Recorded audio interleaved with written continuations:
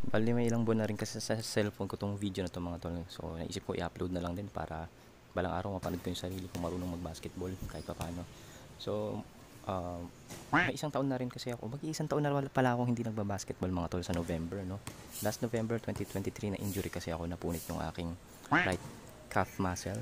Kung alam niyo yung injury ni Marcus Smart nung nasa Boston Celtics siya. Baka nasa Boston pa yata yun. So ganun yung naging injury ko. Awa ng Diyos, ganun lang. Hindi Achilles na kagaya ng kay Kobe at KD na kailangan bumagsak sa operation. Yung sa akin pahinga lang, pero sobrang sakit nun mga tol. Isang buwan, 2 buwan yata akong hirap umakyat ng hagdanan, ng jeep at kung saan saan pa, hirap ako maglakad nun. Ito, awa ng Diyos, kahit paano gumaling na.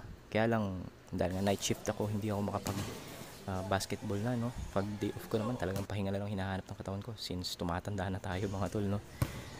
Dito kahit paano sumusubok pa rin ako mag-shoot. May pumapasok pero mas maraming hindi pumasok mga tol, pero okay lang yan.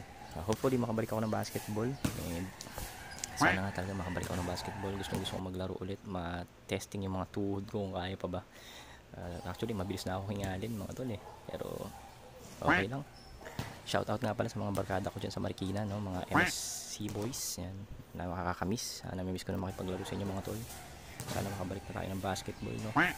Actually may itong sapatos kong suot dito, yung KT7 Lite ko. Nung bago to hanggang ngayon, isang beses ko pa lang to na pang basketball kung hindi ako nagkakamali, o 2 beses, tapos na injury nga ako mga tol. Yun lang. Sinishare ko lang.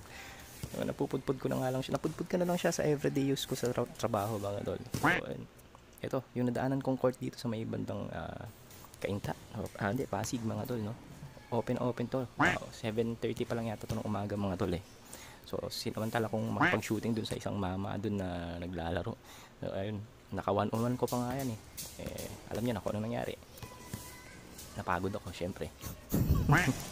So ayun mga tol, dito kung ano na lang yung mga tirang ginagawa ko kasi pina-familiarize ko pa, no. Kaso bawat bitaw ramdam ko na pumapaling talaga hindi na kagaya ng dati na diretso yung mga jump shot na mga elbow jump shot, mga perimeter o mga mid-range jump shot na wala na talaga. Yung dating mga basic lang sa akin, wala na talaga.